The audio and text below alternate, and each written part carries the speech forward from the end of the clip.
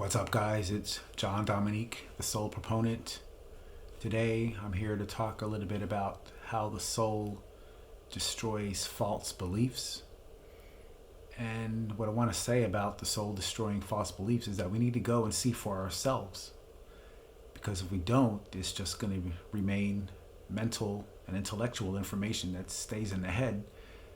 But the spiritual awakening and the path of the soul is it's an actual felt, direct, first-hand lived experience, which is very much different than the usual ideas that we have in our minds about God and religion. So there's a lot of beliefs that once we realize spiritual awakening, they challenge those beliefs and they show that they're false.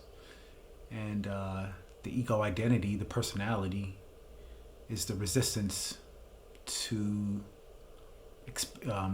experiencing the falsehood, because if it experiences the falsehood of its beliefs in its entirety, the ego identity disappears, it disintegrates. It's no longer any good. It doesn't. And being disintegrated and annihilated, evaporated out of existence is not comfortable. It's terrorizing. It's scary. No one knows what to do with it. No one wants to go near it. So people resist, and it's a natural thing, and that's okay. For instance, when we come to the point of spiritual awakening, one of the things that we experience is like a oneness and a wholeness, an integration, and a unity, a unification. The ego identity is based on splits, so this is the direct opposite of the way the ego operates. It operates with separation and division and conflict. But the soul is the opposite. It's the unifier. It's a miracle of oneness. But we have to see this for ourselves. We have to experience it for ourselves. It's an experience that changes your life and it changes your outlook. The identity, it knows that it can't go back once it knows and understands that there's oneness. And the oneness, for instance, will challenge the belief that there is some type of a hell. The traditional notions in religion, especially in a Christian theology, is that hell is separation from God. But, God is infinite and God is oneness. So in reality, you can't be separate from what's one. So how can there be a hell? Now, I'm not here to say, that there's no such state in the mind of anguish and turmoil that we experience that we call hell, because a lot of times there are instances where we can feel that turmoil and that unbearableness of life. Sometimes we do experience that there is a hell. That's what we think there is. But that's only a mental position. It's not a reality. It's something that we put up against, or we think we put up against the reality of oneness. We think that we can, if we put forth enough effort, we can separate from infinity and oneness and wholeness and integrity. And we have to try very hard to do that. And you can see this in your own experience, that the ego identity has to put forth a massive amount of effort for that to happen. And it will continue to do that. And just thinks that that's the normal way things are.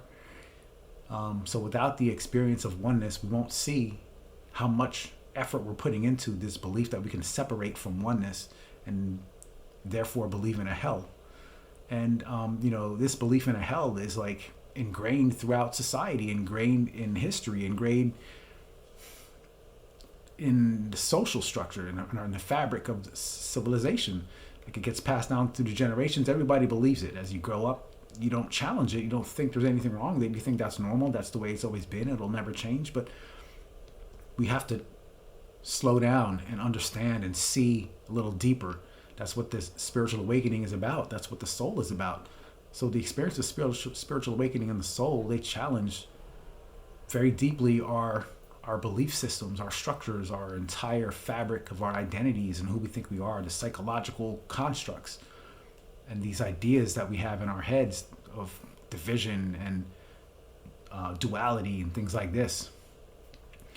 So the soul destroys the belief of hell because there is no hell. There's only oneness, and that's God. And like we have this idea, this thing, the enemy, the devil, which Christianity, the Christian religion, doesn't ever make it into something concrete. We don't know what it is. It's just there, and we know there's an opposition to Jesus, but you don't. It's never singled out. It's never identified. And this idea that there is an enemy or a devil or Satan is also wiped out with spiritual awakening, because the oneness destroys the belief that there could be anything that can oppose oneness. You can't have more. The oneness destroys all, even the idea that there can be something in opposition to the oneness. So that's another thing that the soul destroys. It's another belief that the soul destroys. And to actually experience this, though, again, is a whole nother thing, a whole nother level we need to talk about, because it's an actual experience. And to talk about it just once or twice, or even, there's very little information about this. So to be able to sustain this idea and to put it into practice and to see how it's true is a whole lifelong work. That's what spiritual awakening is about. That's what walking the path of the soul is all about. And we have to try it in our own experience. We need to go and see for ourselves. It's not something that we can just talk about. Oh, this guy says it's true, so I believe him. That's not it. That's not how it works. Most religions and Christianity are like, yeah, this is what happened, so I believe it because that's what someone else said. That's not how that works. I mean, you can try to make that work, but in your own experience, if it's not something that you've actually experienced directly firsthand, that's not spirituality. That's like religion. That's social, popular culture. It's not what spirituality is about and what the soul is about. The soul is about your own experience, and we need to go and see for ourselves. And so a lot of beliefs are destroyed when we come across the path to spiritual awakening, and we actually have it direct first spiritual awakening directly firsthand for ourselves. And this idea of, Jesus, people use Jesus as a crutch, as a way to avoid the soul, as a way to avoid the consequences of challenging their beliefs and seeing that their beliefs are false. The beliefs, the ego identity has this attachment that it has is so deep that it, even if it attaches to something bad, it always has to remain attached to something. And there lies the problem, because liberation is about freedom. The truth sets us free. It's not more attachment. And if you look at it closely, you'll see that we're attached in most religions, most Christianity, for instance, the traditional Christianity is an attachment to Jesus. I'm not saying there's anything wrong with that, but I'm saying we have to look at it closely, because the truth sets us free. We can't be attached to Jesus and free at the same time. I mean, no matter how good the thing is we're attached to, it's not the truth that sets us free. The truth that sets us free sets us free. And so that challenges this belief in Jesus, and also the belief in Jesus, we need Jesus for self-worth, because without these attachments to Jesus or attachments to attachment, then there's no value in anything. There's what good is life if we don't have any type of attachment? There's nothing left. That's what it feels like. So we think our value is dependent on being attached to Jesus and believing in these ideas as much as we can. I'm here to propose the opposite. I'm here to say, if you look at it deeply enough, you can see that your attachments are a way for you to avoid the lack of value, the feeling of worthlessness. And the path is to feel those feelings in their entirety. That's what's there. That's the truth of what's there. But underneath all of the ego's identities, needs, desires, attachments, fixations, underneath all of that is that feeling of worthlessness, emptiness, nothingness. And that's what we need to be aware of. The soul, the path of the soul, is going to challenge our attachments, our beliefs, our religion, our who we think we are, like in the physical world. We think we're, number one world's tennis player, and that's all good. We got some championship trophies. We an executive at a fancy company. we're somebody who, enjoys video games, blah, blah, blah. That's all good, but these are all ideas and of who we think we are. They're constructs. They're just ideas, and ideas are just mental. They're not actually, they don't actually exist. They're subjective. They don't exist in objective reality. They're just ideas. Concepts are a collection of ideas. Our self-identity is a concept.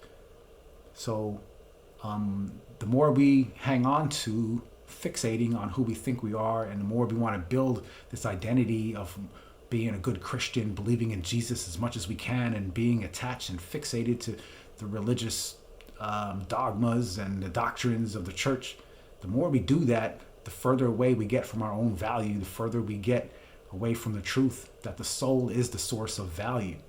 So our attachments are blocks. They're barriers, and we need to see that. The only way we can do that is to experience spiritual awakening for ourselves. We need to see and understand how believing ourselves to be a good Christian is a block to spiritual awakening, and why it's such a problem, why the attachments are a problem.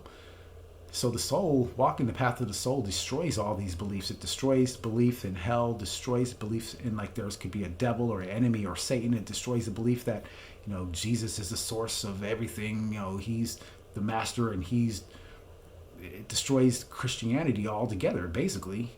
Now, there's another way to twist it so that, all these beliefs, there's some truth to these beliefs. I'm not going to say there's no truth to them at all, but we need to see that it's not what we think. It's the opposite of what we think.